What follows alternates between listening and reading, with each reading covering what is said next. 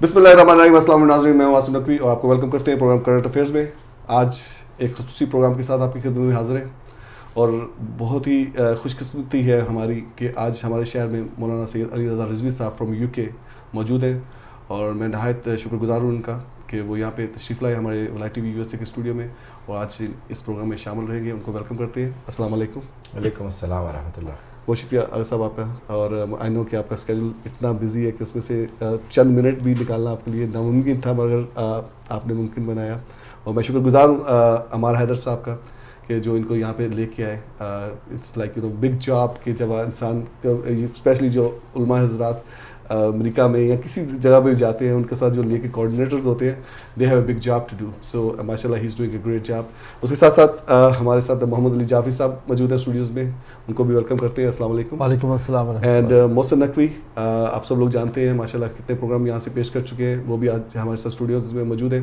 हमारी कोशिश तो ये थी कि लाइक हम कोशिश तो नहीं कहूँगा, हमारी ख्वाहिश थी कि हम मौलाना के साथ बहुत सारे प्रोग्राम करते, मगर चूँकि टाइम की किल्लत थी इसलिए हमने सारे जो प्रोग्राम्स थे उनको एक ही प्रोग्राम के अंदर जो है वो कन्वर्ट कर दिया और हम हमारे आप देख सकते हैं 3 होस्ट यहाँ पे मौजूद है इस प्रोग्राम के अंदर। And we will try to वो कहते हैं ना समुंदर को कूजे में बंद करने की कोशिश करेंगे, जितना भी जो है इंफॉर्मेशन हासिल कर सकें आगा साहब से हम कोशिश करेंगे। तो आगा साहब, इससे पहले कि लाइक मैं कुछ क्वेश्चन जो हमने प्रिपेयर किए हम करें, I mean do you like to say anything to your viewers like overall, especially like North America के अंदर? बिस्मिल्लाहिर्रहमानिर्रहीम। मेरा कई बरस बाद दोबारा इत्तेफाक हुआ है अमेरिका आने का। कनाडा तो आता रहा हूँ, लेकिन इस दौरान मेरा एक्सपोजर अफ्रीका, एशिया में, फार ईस्ट में, ऑस्ट्रेलिया, न्यूजीलैंड वगैरह और उधर मुख्तलिफ ममालिक में बहुत ज़्यादा बढ़ा जी। और उससे बहुत कुछ सीखने को मिला। अक्सर लोग कहते हैं कि आप सिखाने के लिए जाते हैं, तो मैं कहता हूँ नहीं, मैं ख़ुद भी सीखता हूँ जी। पब्लिक स्पीकिंग से इंसान को और दूसरी जगहों पे जाने से, लोगों के रहन सहन, उनके कल्चर, सकाफ़त, तालीम, तरबियत, सियासी समाजी हालात को देखने से इंसान को बहुत कुछ सीखने को मिलता है। बेशक। तो अल्हम्दुलिल्लाह अफ़्रीका वगैरह के अंदर ख़ुसूसन बहुत अच्छा एक तजर्बा रहा। ख़ुद पाकिस्तान का, हिंदुस्तान का तजर्बा बहुत मेरे लिए मुफीद और एक लाइफ में या ज़िंदगी में एक हयाती तब्दीली जो कह लें कि वो इंसान को हासिल होती है। पाकिस्तान, ख़ुसूसन हिंदुस्तान की दुनिया की सबसे बड़ी शिया आबादी कह लें। बेशक। वैसे तो सबसे बड़ी आबादी एक मुल्क में, ईरान में है जी, लेकिन अगर एक ज़बान की देखी जाए तो बरसग़ीर पाक व हिंद दुनिया की सबसे बड़ी शिया आबादी है। बेशक। तो वहाँ का जो एक्सपोजर रहा उसमें फिर मुख्तलिफ़ ज़बानें, मुख्तलिफ़ सकाफ़तें, शहरों में, बस्तियों में, ये बहुत मेरे लिए एक तजर्बा, बहुत कामयाब तजर्बा रहा। सही। अगर साहब, हम आपको वेलकम बैक करते हैं ह्यूस्टन में, नॉर्थ अमेरिका में, स्पेशली कनाडा तो आप जाते रहे मगर अमेरिका में तकरीबन आप बहरहाल 7 साल के बाद जो है आप यहाँ पे आए हैं। और आई मीन लास्ट नाइट जैसे हमने क्राउड देखा माशाल्लाह अलगदीर फाउंडेशन में ह्यूस्टन में, उससे साफ नज़र आ रहा था लोग कितने ज़्यादा लाइक इंतज़ार कर रहे थे। And people were just like I mean अंदर मेरे ख्याल जगह नहीं थी ना, पीपल वर स्टैंडिंग आउटसाइड और अंदर भी बिल्कुल साथ होकर लोग बैठे हुए थे। एंड और लाइव मजलिस नहीं जा रही थी मगर पीपल वर विशिंग के लाइक कि जो दूसरे शहरों के लोग हैं वो सुन सकें, मगर इंशाल्लाह आई थिंक वो they are probably like putting on later on so people can watch it. सो नाज़रीन, अगर आप ह्यूस्टन शहर में रहते हैं, ख़ुसूसी तौर पर गिरदनवा में हैं, तो आगा साहब आज Thursday, Friday and Saturday अलगदीर foundation में रोज़ाना रात को तकरीबन 8:30 बजे और 9 बजे के दरमियान में इंशाल्लाह जो है स्पीच दे रहे हैं। तो आप लोग प्लीज़ इसमें ज़रूर शिरकत करें। You should not miss this speech. Last night speech was amazing. आगे साहब, कुछ चंद क्वेश्चन जल्दी हम करने की कोशिश करेंगे। सबसे पहला question I have prepared to ask you, since you are from Europe and आप मजलिस से उलमा यूरोप के माशाल्लाह आई थिंक कितनी, मुझे तो अब पिछले 10-15 साल से आप ही माशाल्लाह सदर हैं और फोर्थ टाइम यू आर, और माशाल्लाह you doing a great job, that's why people are electing you as well.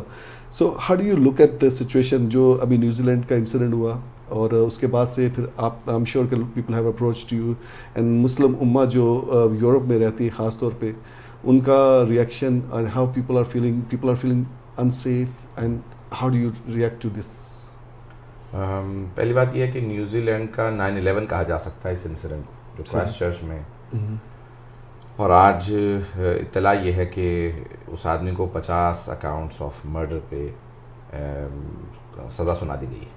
صحیح. نیوزی لینڈ کے کورٹ نے آج اس کو سزا سنا دی ہے. جی.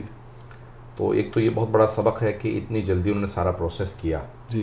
اور وہاں کے وزیر اعظم نے جو ہے وہ ایک بھرپور انداز سے مسلمانوں سے یکجہتی کا اعلان کیا. صحیح. تو یہ پازیٹیو سائڈ. صحیح. لیکن یہ جیسے آپ کا 9/11 تھا امریکہ کا, جی, یہ نیوزی لینڈ کا 9/11 ہے, کیونکہ وہ بہت پرامن ملک ہے, لوگ اپنے گھروں کو تالے لگا کے نہیں جاتے. صحیح. میرا یہاں پہ دیکھنے کا اتفاق تعجب آور تھا کہ لوگ گھروں کو لاک نہیں کرتے. جی. چوری چکاری قتل یہ وہاں پہ سننے میں نہیں آتا. تو وہاں کے لحاظ سے پھر لیکن لوگوں میں ایک جو اتحاد و یکجہتی کی لہر دوڑی, جی, وہ بہت اچھی چیز تھی. لیکن جو منفی سائڈ ہے کہ جب لوگ دیکھتے ہیں کسی بھی جرم کو, جی, تو جو مجرم ہوتا ہے, جی, جیسے عام افراد کے اندر ایک اتحاد و یکجہتی کا یا اظہار یکجہتی کا اظہار اس میں یعنی محبت پیدا ہوتی ہے, اسی طرح سے جو مجرم ہوتے ہیں اس میں جرم کا جی, عنصر ایک مرتبہ جاگتا ہے. صحیح. اور دیکھنے میں یہ آیا ہے کہ برطانیہ میں, یورپ میں بہت سے واقعات ہوئے, خصوصاً برطانیہ میں. جی. اچھا, یورپی میڈیا جو ہے ان کا نظریہ یہ ہے کہ ہمیں جو برے واقعات ہیں انہیں زیادہ کوریج نہیں دینی چاہیے, صحیح, اس سے واقعات بڑھتے ہیں. جی, یہ ایک نظریہ. صحیح. اور ہمارے مسلمان یہ کہتے ہیں کہ جی جب مسلمانوں پہ کچھ ہوتا ہے تو آپ اس کو کور نہیں کرتے, اور لوگوں کو صرف اور صرف مسلمانوں کی طرف سے اگر جارحیت کا کوئی واقعہ ہو, جی, اس کو میڈیا ضرور کور کرتا ہے, اس کا بھرپور پرچار کرتے ہیں, اور اس کو منفی انداز سے مسلمانوں کے خلاف استعمال کیا جاتا ہے. صحیح. لیکن اگر مسلمانوں کے خلاف کوئی جارحیت کا, کوئی ظلم کا, یا کوئی بربریت کا, یا ایکسٹریمزم کا, شدت پسندی کا جی, واقع ہو, تو اس کے الفاظ, اس کو دہشت گرد نہیں کہا جاتا. جی, کہا جاتا ہے کہ اے مین with a gun, a gun main. Right. تو ایک آدمی بندوق کے ساتھ, یعنی بندوق والا, جی, دہشت گرد نہیں کہا جاتا. صحیح. اور اسی طرح سے اس کو کور نہیں کیا جاتا. تو بہرحال میں یہ سمجھتا ہوں کہ اسے بھی اتنی ہی مذمت کے ساتھ دکھانا چاہیے, جی, جس طرح سے مسلمانوں کی خدا. میں تو مانتا ہی نہیں ہوں کہ وہ مسلمان ہیں, جی, جو یہ جارحیت کر رہے ہوتے ہیں. بالکل, وہ سیل آؤٹس ہوتے ہیں, صحیح, وہ بکے ہوئے ہوتے ہیں افراد. تو بہرحال میں اس میں نہیں زیادہ جاؤں گا. لیکن نیوزی لینڈ کا جو ایک اثر ہوا ہے اور جو خدشہ محسوس کیا جا رہا ہے, جی, میں 2 پیغامات دینا چاہوں گا. جی, قوم کی ایک ذمہ دار شخصیت کی حیثیت سے کہ میں یورپ کے اندر ایک ذمہ داری رکھتا ہوں. جی, جہاں جہاں آواز جا رہی ہے وہاں پہ کوئی بھی کسی بھی امام بارگاہ میں, جی, مسجد میں, دینی مرکز میں, جب بھی کوئی بھی آپ کا وہاں پہ کوئی مجلس یا جشن یا کوئی پروگرام ہو, تو اس میں ایک آدمی کم از کم وہ واچ آؤٹ پہ ہو, چاہے اس کے پاس گن ہو نہ ہو. یہ نہیں ضروری نہیں ہے, بہت سے لوگ کہتے ہیں ہمارے پاس بندوق نہیں ہے. جی, نہیں, صرف وارننگ کے لیے ایک آدمی جو ہے واچ آؤٹ پہ ہونا چاہیے. صحیح. اور جب ویمن اونلی پروگرام ہو رہے ہوں, خواتین کا, صرف محض خواتین کا پروگرام ہے, تو اس میں 2 مرد جو ہیں ہمیشہ موجود ہونے چاہیے. صحیح. کیونکہ خواتین کا پروگرام ہماری غیرت کا معاملہ ہے. بالکل. تو اس لیے وہاں پہ جو ہے 2 یعنی خواتین کی جو ہے پروگرام میں 2 مرد ہمیشہ موجود ہوں کم از کم. صحیح. تو ایک تو میرا یہ ہے. دوسرا یہ کہ بھی ہم لا اپنے ہاتھ میں نہیں لیں, قانون اپنے ہاتھ میں نہیں لیں, بالکل, لیکن آپ صرف لا انفورسمنٹ ایجنسیز پہ جو ہے وہ امید لگا کے نہ بیٹھیں. صحیح. یہ میں نے پیغام پاکستان کے لیے بھی دیا تھا, جی, جو سارے حالات کو اسٹڈی کیا, اور جو ہمیں ایکسپرٹ سے جو رپورٹس ملی ہیں, جی, تو سیکورٹی کو اپنے ہاتھ میں, یعنی خود سیکورٹی کا بندوبست کرنا اپنی ذمہ داری سمجھیں. صحیح. پولیس سے اور دوسروں سے روابط رکھنا ضروری ہے, میں وہ منع نہیں کر رہا ہوں, لیکن خود اپنی سیکورٹی کرنا ضروری ہے. صحیح. دوسرا تو پیغام وہ دوں گا یہ کہ واقعات یہ جو ہوئے ہیں, پیش خیمہ یہ کیا جا رہا ہے کہ نارتھ امریکہ میں اور یورپ میں اسی کی دیکھا دیکھی واقعات ابھی اور ہوں گے. جی. میں نے جب فرانس میں پہلا واقعہ ہوا تھا تو میں نے اسی وقت کہہ دیا تھا کہ یہ فرانس میں ایک سیریز ہوگی, اس کے بعد پھر یہ مختلف ممالک کے اندر جن کا بھی منصوبہ ہے, میں نام نہیں لے رہا ہوں کسی کا بھی, کہ میں یہ نہیں ذکر کرنا چاہتا کہ کوئی انٹرنیشنل اسٹیبلشمنٹ یا کسی کا میرا نام نہیں لے رہا, جن کا بھی منصوبہ ہے. صحیح. تو یہ کیا کریں گے کہ پہلے فرانس میں ایک سیریز ہوگی, اور اس کے بعد ایمرجنسی انہوں نے نافذ کر دی تھی. صحیح. پھر اس کے بعد پھر یورپ میں پھیلے گا, اور آخر میں برطانیہ میں واقعات ہوں گے. جی. اور اس کے بعد پھر یہ نئے قوانین بنائیں گے اسی کو استعمال کرنے کے بعد. صحیح. اور پھر ہمیں جو ہے وہ وکٹمائز کیا جائے گا. صحیح. تو اب یہ اس کی ایک سیریز ہے, اور اس کے حالات کہاں تک بگڑتے ہیں میں دقیقاً نہیں کہہ سکتا. یہ کہہ لیں کہ بھی میں اس کو بالکل پریسائسلی بتا سکوں پوری آؤٹ لائن, ایسا میں جھوٹا دعویٰ نہیں کرنا چاہتا, لیکن ابھی مزید حالات خراب ہوں گے. صحیح. Mohsin, I would request you the question about the Yemen. Bismillahir Rahmanir Rahim. So the question was the Yemenis. He's gonna ask in English, Yes, so you that's can ask. Naturally, the issue of Yemen has been deemed as the world's worst humanitarian crisis by the United Nations, and but I think there's not much that our people actually know about the people who live in Yemen. So the question is, what religions are followed in Yemen, as in what sects of Islam are followed there, and in particular with the Houthis, what religion do they follow? Yemen is the worst crisis, not just in recent history, but worse than the Second World War. And it has been described as such by the United Nations and also by the European Commission. And the British journalists and the humanitarian workers that have visited Yemen have described it to be the most catastrophic. Not only that, but also in terms of human lives lost, the children, the women that are suffering. This is the worst crisis. And unfortunately, many of the Western powers are selling arms to the Saudi regime, who are attacking and destroying. The same targets have been targeted. The same cement factory has been destroyed 4 or 5 times. The same milk factory has been bombed 4 or 5 times. So there are no more targets left in Yemen. The entire country has been destroyed. The division, the country is almost all Muslims. There are Christians and Hindus, but very small minorities. They may be Jewish, but I have not come across any Jewish people in Yemen or in any of the humanitarian people who are carrying out the humanitarian savings or evacuating people. I have not come across any Jewish people from Yemen. Mainly it is Sunni Muslims, and there is some 17 to 20% Shia Muslim population. Amongst the Shia there are Isna Asharis, but mainly Zaydiya Shias. There are other divisions. There was a Khoja Jamaat in Sana'a and other places as well, 2 probably centers. So there are many Shias, but generally Sunni Muslims. And they're very practicing, and it is the poorest Arab country in the world. And it is a very deprived country, and the people are generally very calm and peaceful. They were only punished for being anti-Saudi regime, not anti-Saudi people. The regime wanted, because there is a feeling in Hijaz that the changes in Hijaz or Saudi Arabia, currently Saudi Arabia, all the political changes have come through Yemen, via Yemen. So whenever there are changes in Yemen, the Hijazis also demand changes. Right. So unfortunately, the Saudis are feeling that it has to be a regime in Yemen in power that is endorsed by the Saudi and imposed by the Saudi regime. Houthis, the Houthi basically are fighting against the Saudi regime, defending their country and the power that they are running in for Abdul Malik. And they are a mixture as well.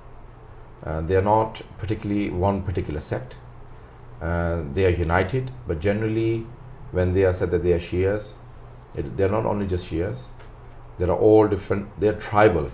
It's a tribe, and the tribes are not necessarily all the Shias. All Shias. There are different, within that tribe there may be many different followers, but they are lovers of Ahlul Bayt alayhimus salam. Even if there are Sunnis there, but they are lovers of Ahlul Bayt alayhimus salam. So that's why they are regarded as Shias, but they are not all Shias. I've seen many of them praying with their hands closed, very openly. So tribal people in Arabs, still many tribes, and the tribal people are not necessarily all loyal to one particular sect. So they're divided in terms of the following of their taqleed, of the different madhahib. But the very clear thing is that they're very staunch lovers of Ahlul Bayt. Even the women, when they go out to defend, they say we are followers of Fatima and Zainab alayhim salam. So that's why people have associated them completely to the Shias, but they're not all Shias. Sure. Second question is that at times, well, usually this it's not really a war, it's an aggression that the Saudi regime has imposed upon the Yemenis.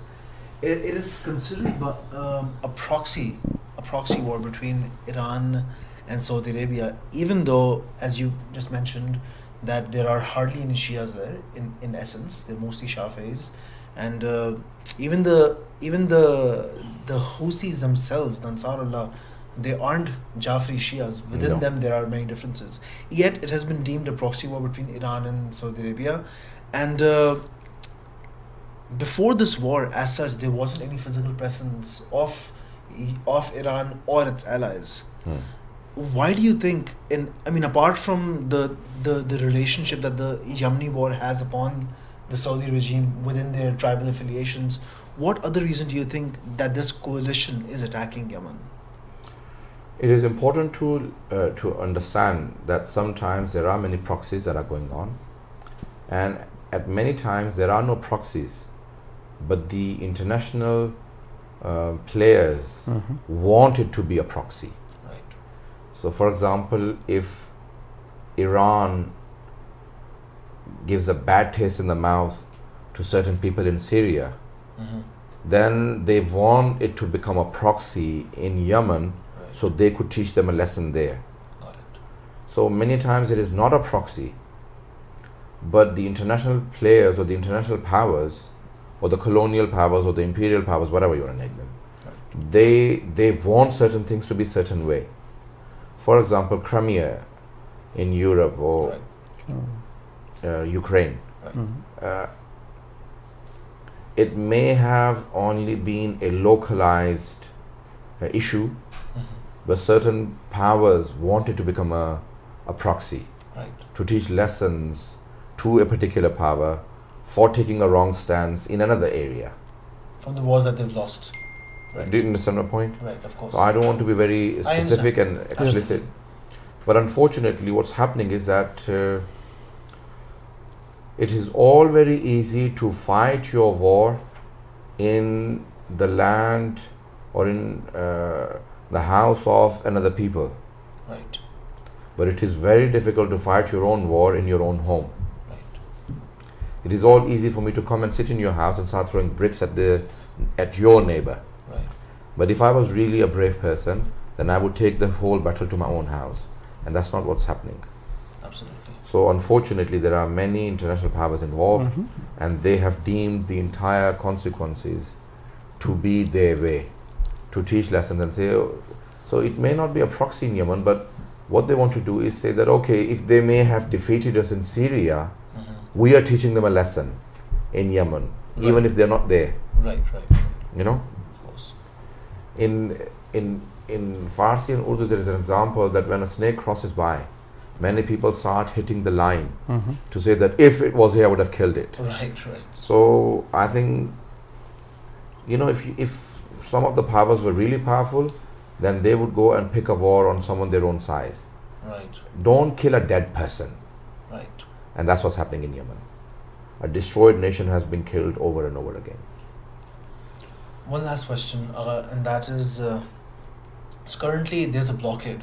It's practically impossible to send any funds to Yemen. There are organizations, so-called international organizations similar to the White Helmets in Syria, who are claiming that humanitarian relief is being given to the Yemenis at the moment. But as we all know, that because of the blockade that has been imposed upon on the Yemenis by the Saudi regime and their coalition partners, it's practically impossible to send them any kind of aids or funds or help them. What, in your opinion, do you think us living in North America or Europe, for instance, what steps do you think we can take in order to provide this assistance to our brothers and sisters in Yemen? Well, I think the fundraising should happen, but more than the fundraising, because as soon as the war stops, because it will stop, it cannot go on forever. There will come a time when they'll have to stop, and then it has to be rebuilt, and the people have to be provided help, and all of those funds will come in handy. But more than anything else, the people in North America and Europe can build pressure on their own countries to stop supplying arms to the Saudi regime to attack Yemen, and to build pressure on the local governments to say that they should build pressure on Saudi regime to stop the war, Right. because they are killing the already dead people, and it is the worst, not only just crisis but a genocide, Right. and it is a genocide because we are killing an entire nation, an entire tribe, for something they haven't committed, they haven't done. Right. And it is unacceptable even if there was a crime from their side. Absolutely. Even then it was wrong, and they haven't done anything. They are innocently being killed. Jazakumullah khair. Thank you so So- much. बहुत शुक्रिया मोहसिन. जावेद साहब, next question from you. एक बस comment करके असल question की तरफ आऊँगा. आपकी जो गुफ्तगू आपने फरमाई उसमें मुझे ऐसा लगा कि क्या ये स्ट्रेटजी वाली बात जो हुई प्रॉक्सी की, जो लोग यमन में वॉर कर रहे हैं उनका इरादा ये है कि किसी तरीके से ईरान को इन्वॉल्व किया जाए और उसको नुकसान दे. जो मैं समझाऊँ ऐसा है कि वो चाहते हैं कि ईरान इन्वॉल्व हो और ईरान को नुकसान पहुँचाया जाए. हम एक ऐसे दौर से गुजर रहे हैं जहाँ किसी भी मुल्क का कोई भी इक़दाम उसको इग्नोर नहीं किया जा सकता, उससे तजाहुल नहीं को बरतता. जी जी. कि अगर आपने एक काम शाम में किया है तो आपको भुलाया नहीं जाएगा. आपको इराक़ में उसका सबक सिखाया जाएगा, आपको यमन में या नाइजीरिया में या किसी और मकाम पे हम उसका नंबर एक. तो आपके ये आपने जो पॉइंट पे किया है वो अहम है बड़ा. तो एक पहली बात ये है कि वो आजकल जो है ना वो यूक्रेन ये वो सब लिंक्ड होते हैं. जी. स्क्रीन सब कुछ नहीं होती, स्क्रीन के पीछे बहुत कुछ हो रहा होता है. जी. दूसरी जो अहम चीज़ है वो ये है कि कई मरतबा इंसान जब हार जाता है किसी ग्राउंड में कि जब उसको लोकल हेल्प नहीं मिलती तो वो कहते हैं कि इसको किसी और ग्राउंड में खींचा जाए जहाँ हमें मदद मिल सकती है, या ये जहाँ पे इनको लोकल मदद से कोई फ़ायदा नहीं होगा तो इन्हें वहाँ मज़ा चखाया जाए या इन्हें वहाँ पे इन्वॉल्व. तीसरी जो चीज़ होती है वो इन दोनों से बालातर होती है कि जब आप फैसला कर लेते हैं कि किसी को मारना है या किसी को नुकसान पहुंचाना है और वो आप हासिल नहीं कर सक रहे होते तो आपको लोगों को तैयार करने के लिए, जहन आमादा करने के लिए कोई बड़ी वजह चाहिए होती है हमला करने के लिए. सही. तो जब तक वो वजह ना मिले तब तक आप उस मुल्क पे हमला नहीं कर सकते. सही. तो अब बाज़ औक़ात बैनुल अक़वामी इस्तेमार को एक इस तरह की सिचुएशन चाहिए होती है जहाँ पे वो कह सके देखें इन्होंने ये सब कुछ इनकी वजह से ख़राब हुआ है. ख़राब हो रहा है. जब हम बचपन में कहानी पढ़ते थे कि एक बकरी का बच्चा पानी पी रहा था तो भेड़िए ने कहा कि क्योंकि तुमने सारा पानी गंदा कर दिया तो अब मैं तुम्हें खाऊंगा. तो उसने कहा हुजूर पानी तो आपकी तरफ से बहता हुआ आ रहा है, मैं पानी कैसे गंदा कर सकता हूँ. तो कहने कि तुम वही हो ना जिसने मुझे पिछले साल गाली दी थी. कहा सरकार मैं तो 6 महीने का हूँ, पिछले साल तो मैं पैदा ही नहीं हुआ था. कहेंगे फिर वो तुम्हारी माँ रही होगी, अब मैं तुम्हें ज़रूर खाऊंगा. तो मसला ये है कि एक बहाना चाहिए कि खाने के लिए, किसी भी हमले के लिए. तो अब वो बहाना अगर कोई ख़ुद फराहम कर दे या फराहम नहीं कर रहा हो तो किस तरह से अपने लोगों को एक वो ज़मीना हमवार करने के लिए बहाना दिया जा सके कि हमला कैसे किया जाए. मैं बहुत जी. क़िबला दूसरा अब जो असल सवाल ख्वाहिश तो क़िबला हमारी ये थी कि अगर आपका क़याम यहाँ ज़्यादा होता तो मैं एक प्रोग्राम करता हूँ बज़्म वलायत के नाम से, आप तशरीफ़ लाते. और जो स्पेशल मैं यहाँ बात करना चाह रहा हूँ वो क्योंकि वलायत टीवी में हमने ये प्लेटफॉर्म मुहैया कर रहे हैं और जैसा आपके इल्म में भी है कि इंशाल्लाह इस सैटरडे को हम हर साल की तरह नई जनरेशन के लिए उनको ताकि वो इस तरफ तवज्जो दें, अज़दारी की तरफ, मनक़बत की तरफ. इसी सिलसिले में मेरा सवाल ये था क़िबला कि नस्लों के लिए कैसे हम अपनी नस्लों को इस माशरे में, यूरोप में, नॉर्थ अमेरिका में रखते हुए कैसे बचा सकते हैं, और इसमें स्पेशली जो कॉन्सेप्ट हमारे यहाँ जो हलाल और हराम का है, स्पेशली हलाल अर्निंग एंड हराम अर्निंग, और उसके इम्पेक्ट जो फैमिलीज़ पे या नस्लों पे होते हैं, उसके बारे में हमें कुछ बताइए क़िबला. एक अहम चीज़ ये है कि हमारे ये अक़ायद नज़रियात बच्चों में मुंतकिल कैसे किए जाएँ. जी.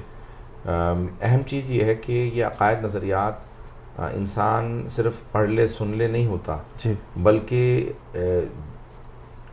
हवादिस, वाक़यात और जो त्यौहार होते हैं उसके ज़रिए एक बच्चे के अंदर किसी चीज़ से मोहब्बत पैदा होती है. ये जो हमारे यहाँ कहा जाता है कि अज़ादारी एक इंस्टीट्यूशन है. बेशक. या मिसाल के तौर पे आपने बज़्म विलायत का नाम लिया कि यानी विलायत یا جشن اہل بیت کی خوشی میں خوش ہونا یہ ایک انسٹیٹیوشن ہے ماشاء اللہ کہ بچے کو وہ جو اس سے ایک خوشی یا غم ملتا ہے اس کا کوئی بدل نہیں ہے. اور اگر ہمارے بچوں میں وہ عقیدہ پڑھا دینا کافی نہیں بلکہ اس عقیدے کو عملی بنانا ضروری ہے. تو وہ عملی کیسے بنتا ہے کہ بعض اوقات انسان جیسے زیارت پہ جا رہا ہے, مثال کے طور پہ میں 2-3 باتیں کہوں گا اگر. پہلی بات یہ ہوتی ہے کہ کہتے ہیں مثال کے طور پہ زیارت آپ کہیں سے بھی کر لیں, معصوم کی زیارت ہو گئی, میں نے یہیں سے زیارت پڑھی, امام حسین علیہ السلام کی زیارت وارثہ پڑھ لی, کربلا کا رخ کر کے وہ زیارت ہو گئی, ثواب مجھے مل گیا زیارت کا.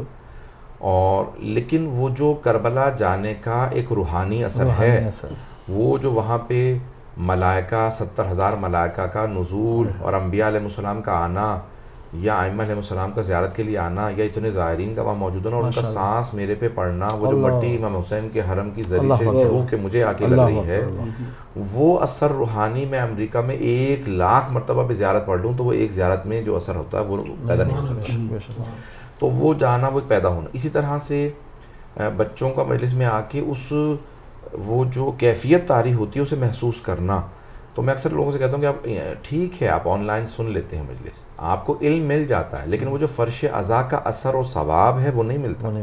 یہ فرش اعضاء پہ آ کے جو ملائکہ کہتے ہیں کہ ہم اس فرش اعضاء پہ بیٹھنا چاہتے ہیں, یا جو ایک روحانی ماحول پیدا ہوتا ہے یا اس روحانی ماحول کا جو روح پہ اثر طاری ہوتا ہے, یا جو میری وہ کیفیات کہتے ہیں نا کہ مثال کے طور پہ سادہ سی دنیا میں مثال دوں, کہتے ہیں آپ ایک بچے کو بتاتے رہیں کہ پیرنٹ ہوڈ کیا ہے, بچے کو بتاتے رہیں کہ ماں کی فیلنگ کیا ہوتی ہے, باپ کی بچے سے متعلق فیلنگ کیا ہوتی ہے.